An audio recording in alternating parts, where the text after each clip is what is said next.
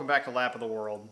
I'm Richard, and today we've got a little bit of an odd combination in this episode of some stats and some shoes.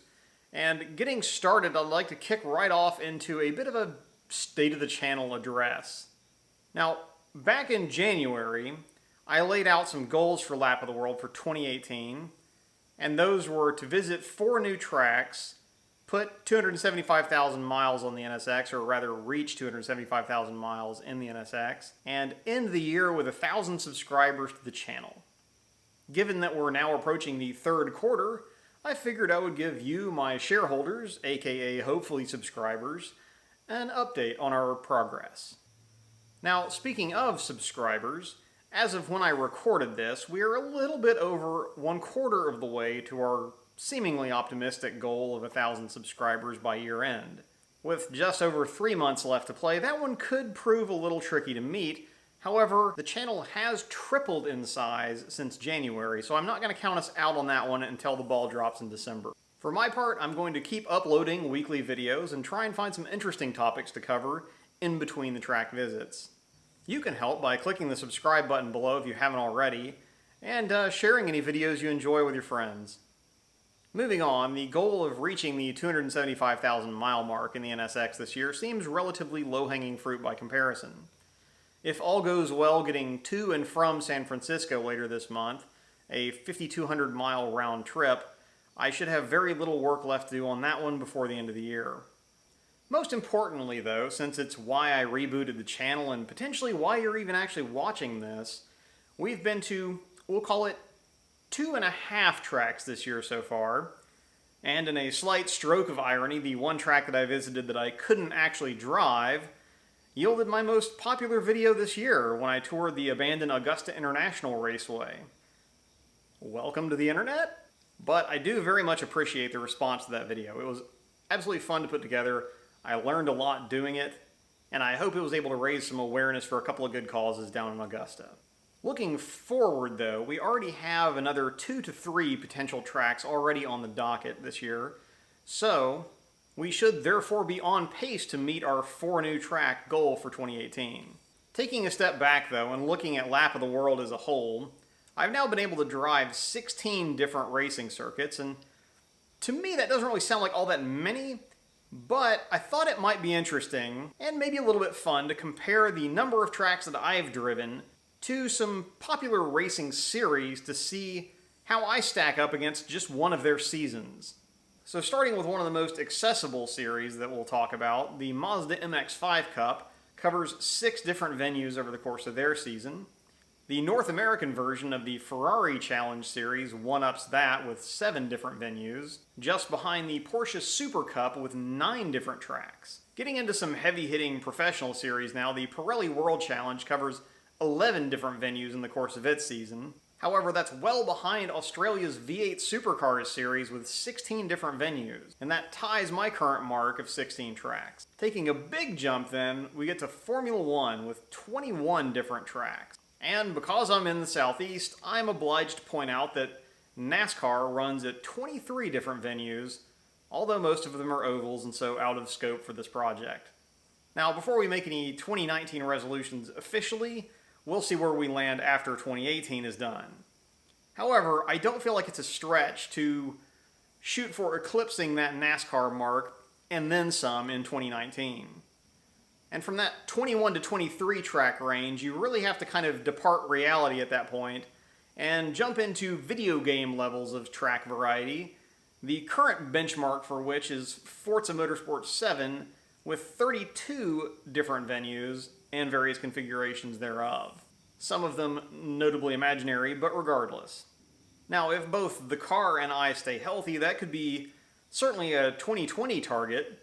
Obviously, various factors could accelerate or impede my progress, and downloadable content could move the bar entirely. But I think that sets some interesting context around what we've done so far and what we have left to do.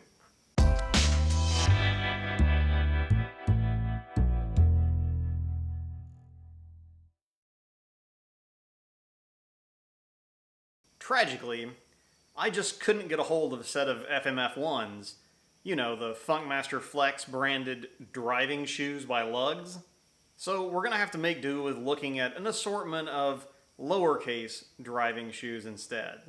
And by driving shoes, I mean footwear that is either by happenstance or deliberately designed to enhance your foot-to-pedal interface and, in some cases, provide a modicum of protection in case the worst should happen.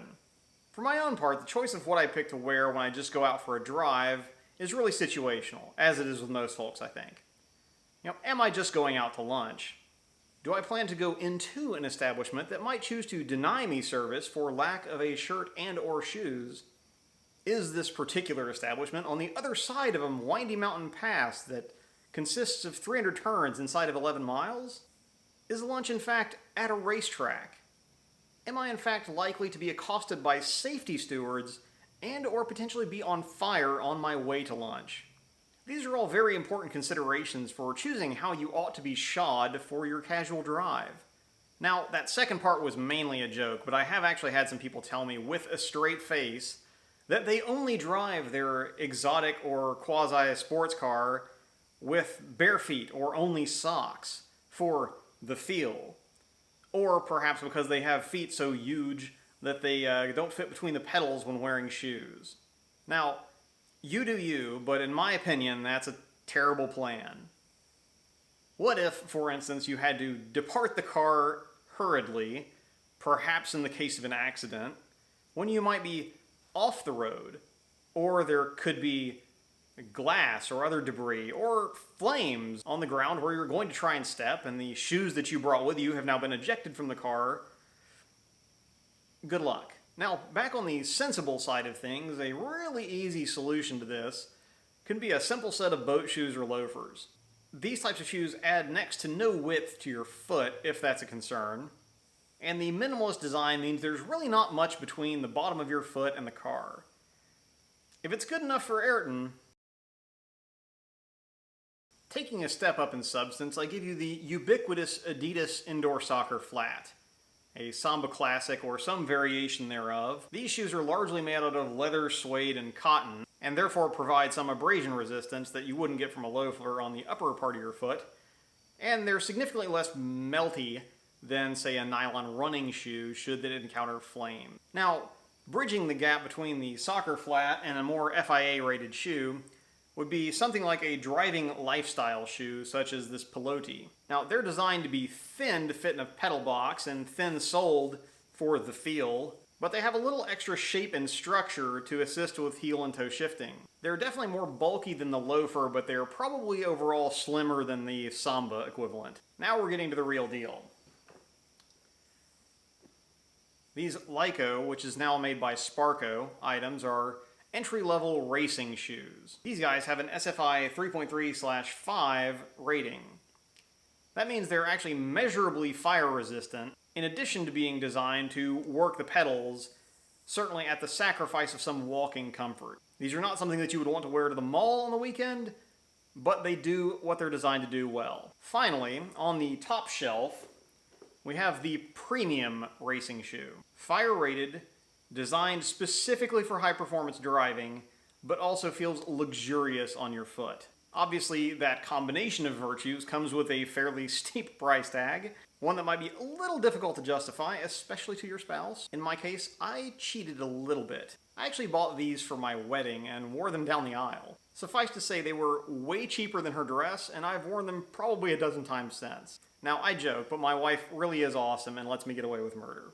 But anyway, let me know in the comments below if I've missed any really good hacks here as far as what you might prefer as a driving shoe, either casually or on the track for that matter. For now though, I need to get back to work.